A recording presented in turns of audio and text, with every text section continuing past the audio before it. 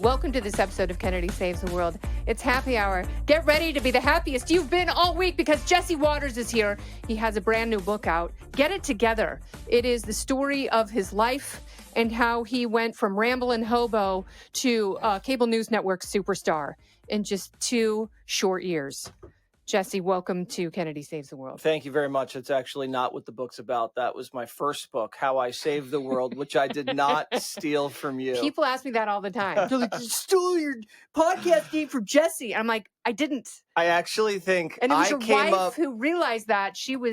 My wife came up with the name of the book, but by the time the book was released, you had already had this title as your podcast. So it did look like I stole it. No, it looked like I stole it from you because your book had way more publicity. So people are like, oh, neither of us stole just it. like a woman to steal everything from a man. We're both innocent. Yes, that's right. There's no culpability here. But this is a lovely mocktail. Yes. I actually found this recipe online, and guess what this mocktail is called? What? The Liberal. The Liberal. I'll have two. So I went online looking for the most liberal cocktail, and then the Liberal came up, and I'm like, this is amazing. What is it? If you were making this with actual alcohol, it would be rye whiskey, sweet vermouth, Amaro, and a little bit of orange bitters. Mm-hmm. I can only admit to the orange bitters being in there. Everything else is... I like how you say it's a mocktail. Well, sure, Jesse. With the air quotes. Yes. There we go. There's Thank the you. Liberal. Ooh. And I broke my coupe, so I have to settle for a French Bulldog highball. Well, cheers, Kennedy. Thank you so much for having me on to promote Get It Together, which you can buy on Amazon right now. I love you, Cheers, Kennedy. Jesse. I love you, Jesse. Cheers. It's very liberal. It's delicious. Yes. Well-balanced drink. I never thought I'd say that about a liberal. That goes down nicely. Well, hopefully just like Joe Biden. What do you think is going to happen in the fall? I was told never to make predictions again. Britt Hume sat me down. Okay, frankly, Britt Hume can sit in the corner because you made one of the greatest predictions ever on the 5. What? Yes, the year before the New Year's predictions, and your prediction came true. I don't even know what I predicted, but yeah, I'm great. That the Eagles were going to beat the Patriots in the Super Bowl. I did. I had a nice year that year, but then I predicted the red wave, and Hume told me to cool it. So I'm not going to make any predictions. I will just say that fundamentally it looks like Trump wins in the polling, and I can feel the country. You know, you send Johnny out. You've seen his packages. No one likes Joe Biden. They really don't. They really don't. So who are these people who go on the Sunday talk shows and say, you know, I talk with the president every week. The guy is sharp. Yeah. He is smart. And it's like, okay, the only time we've seen that Joe Biden is when he was juiced up before the State of the Union. He had a State of the Union pill. Yeah. He might have had 2. What do you think that is? I don't know, but I want to know. I want to know as well, because I think there are times in my life where I would like an extra energy boost. Right. If that's what it takes to get Joe across the finish line, they're going to have to be doing that from now until November. I don't think they can. I don't think it's healthy. Yeah. I think that's kind of a once a month deal because you're going to have to do it for 3 debates. You're going to have to do it for the convention. I mean, that you don't want to be doing that to a guy in his 80s over and over and over again. No, but it's like the exhaustion that follows a presidential campaign. You know, it's like it's impossible for someone half his age to try and complete the entire task and get across the finish line. And he stumbles all the time. I don't know how he survives the summer emotionally. Well, he won't be campaigning right now. He's using everybody in the Democratic bench. They have Barack Obama, I believe tomorrow night, Bill Clinton and Barack Obama. And I think a bunch of celebrities that I don't even know are going to be holding a fundraiser at Radio City. No, Lord. And so traffic is going to be horrific. It's how it affects us, Kennedy. Well, that's it all always I think goes about. back to how it affects us. But yes, you've seen his campaign events. It looks like from 2020 where they were social distanced and there was like a dozen people there. Yeah. No, COVID's over and he still can't get a dozen people in an event. No, he can't do it. And you also have the enthusiasm gap. But every time they talk about things like Caesapalooza, like they did with Trump last week, and like, oh, tomorrow's the day, Caesar-palooza. They're going to implode Trump Plaza and Trump Tower. They're going down. It happens so once they indict him, then everybody follows him and he gets bigger numbers. And then every time he has just an incremental court victory, again, he gets more and more support. So they've done this to themselves, and now we just have to watch it play out. Why are they surprised by this? I think they assume that everybody believes he's evil. And then you'll have a judge whose job it is to try to play it straight. Like Judge Undypants, what do you call him? Judge Nudy. And then Judge Nudy, and we call him that because he takes naked bathroom selfies at the gym. That's so weird. I mean, it goes to You're not supposed to take any pictures at the gym, even if it's your own junk. That is forbidden. And the appellate court just wipes it off the map. And I think a lot of people in the media just don't see that coming because they live in a cocoon. Who do you think the VP will be at this point? It looks like Tim Scott is a front runner. Vivek, I don't believe, will be. I liked Sarah Sanders. Now I'm hearing Rubio. I don't know who it's going to be. Yeah, Little Marco. I don't know. That's interesting. I had not heard that. Yeah, I've heard his name now a couple times. I don't know who it's going to be. I think they just want someone, no drama, low profile. So Carrie Lake. Just two pistols right on the table. Yeah. The thing is, Kennedy, whoever he chooses, they're teeing up for a presidential run almost immediately because he's term limited to one term. So the minute he's inaugurated, that VP's running for president. Don't go anywhere. More Kennedy Saves the World right after this. But this spot is the most consequential one of any presidential election we have seen, because we've never had two men running for president who are both this old. You're right. So Kamala and whoever this pick is. Yeah, and Kamala has already been completely written off. And her poll numbers they're not going northward. It's the weirdest thing. No matter what they try to do, no matter what task or what glad handing or how they try and sell her with the North Korean propagandist PR, they cannot get any traction for her. I liked what someone said. It was said, if we're not running against Joe Biden, we're running against Kamala. Because even if Joe Biden does win re-election, he's not going to make 4 years. No. He's going to pass the torch at some point and say, he said he was going to do that down. In 2020. I know, and he broke his promise. I'm a bridge. Look at me, everybody. You can play with my leg hairs. I'm a bridge. No bridge. No. And now people are a little angry about that. How are people receiving your book, Get It Together by Jesse Waters, the #1 New York Times bestselling author? Right. It's doing very well. I haven't really promoted it that much. No, I haven't seen you. So I'm surprised you even knew about the book.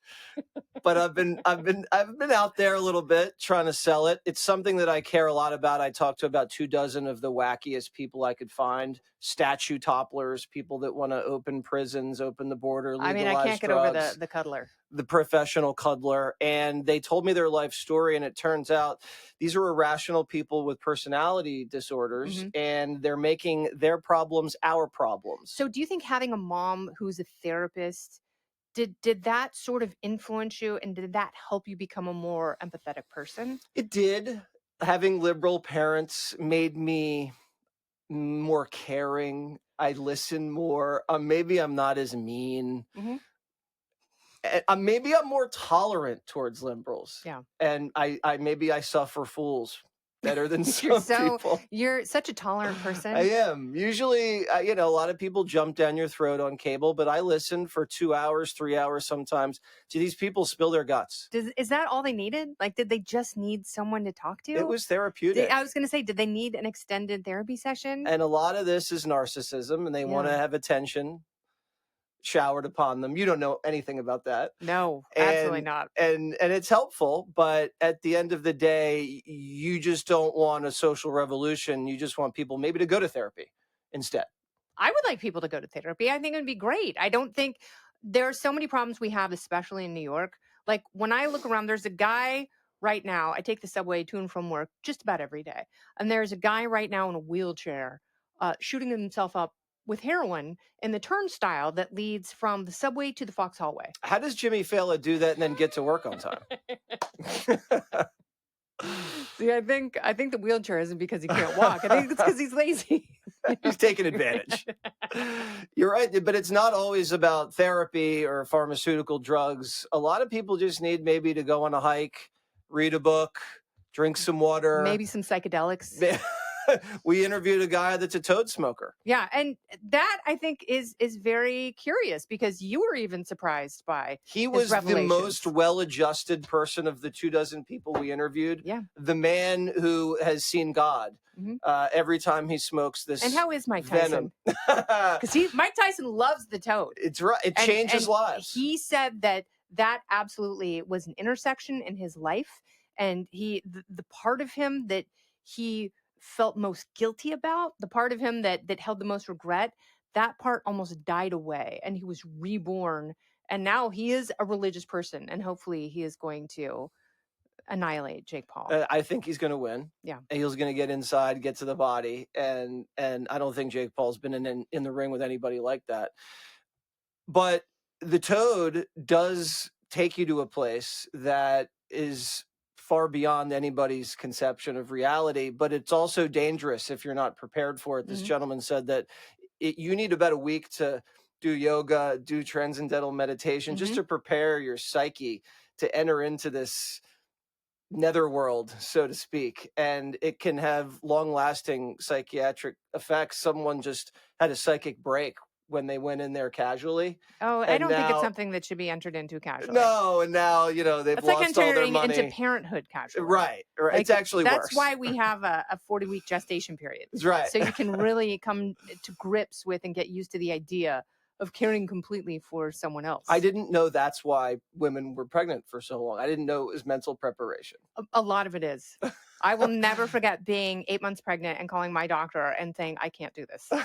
I was like, I have no idea how to be a mom. Yeah. No one should entrust me with the care of a child. I cannot believe this is happening. But you're the best mother. And she said, that is perfectly natural. Everyone feels that way.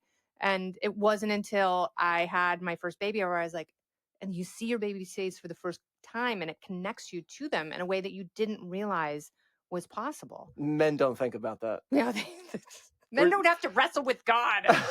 We're just like and out a bowling ball from their hoo-ha. 9 months later, we're at the hospital. Yay! Now what? Just passing out cigars. Yeah, Where's the number for that night nurse, honey?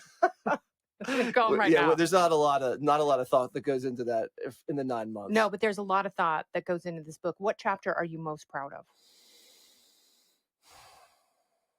Dramatic pause. I appreciate it. There was the woman who had an emotional support squirrel that brought the squirrel onto an airplane and then had to be arrested by U.S. Marshals. And the woman couldn't understand why that wasn't allowed. Was the squirrel on a leash? It was in a cage. Okay. And it's a rodent. It's a rodent. And imagine you sit next to someone in coach and you're taxiing. You can't imagine sitting in coach, can you? That's a stretch. And then you look beside you and it's not a dog. No. This thing. It's not even a cat. And I don't like cats. And she's feeding it with a baby bottle through the cage. All right. Yeah. And this thing's scurrying and squeaking. It sounds like that animal needs support. Like that animal is not supporting her. The emotional support animal needs an emotional support animal. Yes. Right. So these are the types of people I'm dealing with. Yeah. When you live inside your house, like people are thinking they're kings of the castle, queens of the castle, everything's ordered, every food is delivered, and then they get outside into society. It's like they're beasts. Sounds like my daughter's first semester at college. Right. You forget what it's like. She didn't realize they didn't have DoorDash. And she was like, oh my God. I have to walk outside and interact with people. Maybe the things I'm doing home alone aren't really acceptable in civilized society. And this is what we're facing. Yes. And again, it boils down to people need therapy. You are going to offer psychiatric rehabilitation centers, which I think is very giving of you. Yes. You're going to franchise them. Yes. That is news to me. But yes, Kennedy, that is something we're exploring. That's the Jesse Waters Foundation. Very lucrative. My dad always said charity starts at home. That's right. I'm only into charity if I can get something out of it. Well, that's the American way. Quote of the day. That's right. Jesse Waters, get it together. Get your copy now. and find your emotional support chapter to the liberal in all of us, Jesse. And have a liberal.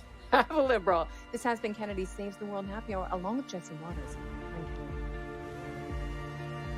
Listen ad-free with a Fox News Podcast Plus subscription on Apple Podcasts, and Amazon Prime members can listen to this show ad-free on the Amazon Music app. Oh, go ahead and leave me a review while you're there. I'd love to hear what you have to say. You've been listening to Kennedy Saves the World on the Fox News Podcast Network.